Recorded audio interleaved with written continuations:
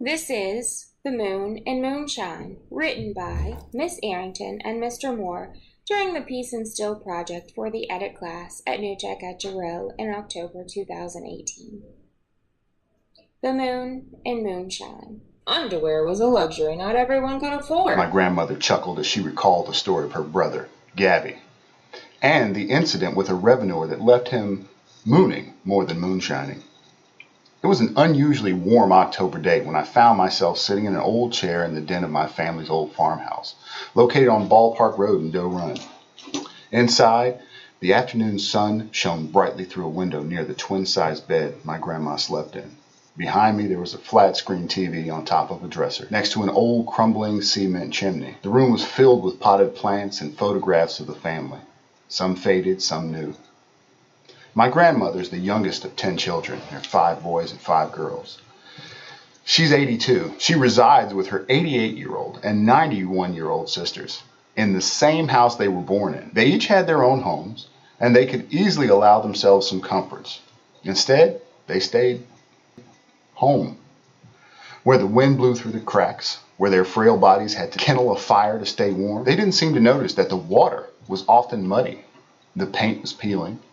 What they saw was not the current state of the walls, but the stories held inside those walls. Born in 1936, the Great Depression had a big impact on my grandmother's life. We were poor, but we weren't hungry. In those days, it was different. People lived off the land. They raised crops and tended livestock. There were apples on the trees and plenty of water in the spring. They didn't have store-bought items, but they didn't miss them. My mama canned all year. We canned and put up food. She fed her babies and anyone else who sat down at her table. My great aunt Viola chimes in. Well, they grew tobacco to get money, but the tobacco money didn't go as far as it needed to.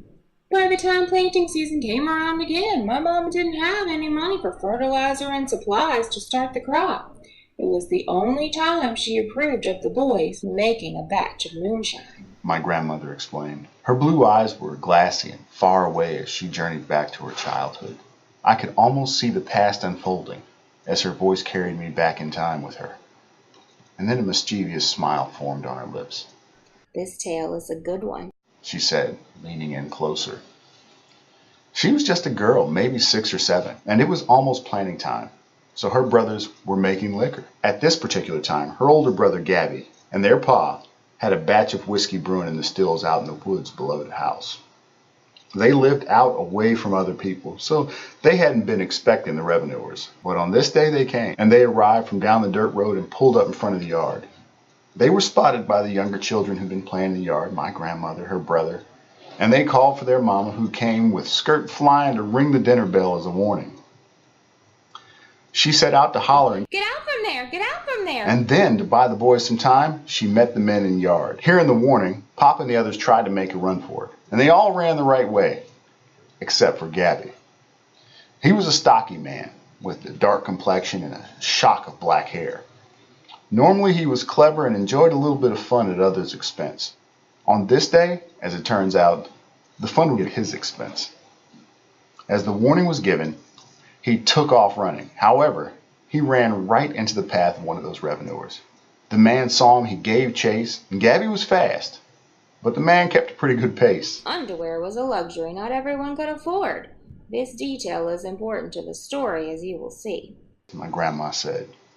So as the chase ensued, the revenuer got the upper hand and was finally close enough to grab Gabby's galluses. He grabbed and held on tight.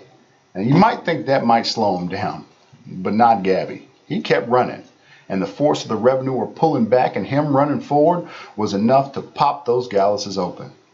As they came loose and his body propelled onward, his overalls just came down around his ankles, and he ran plumb out of them.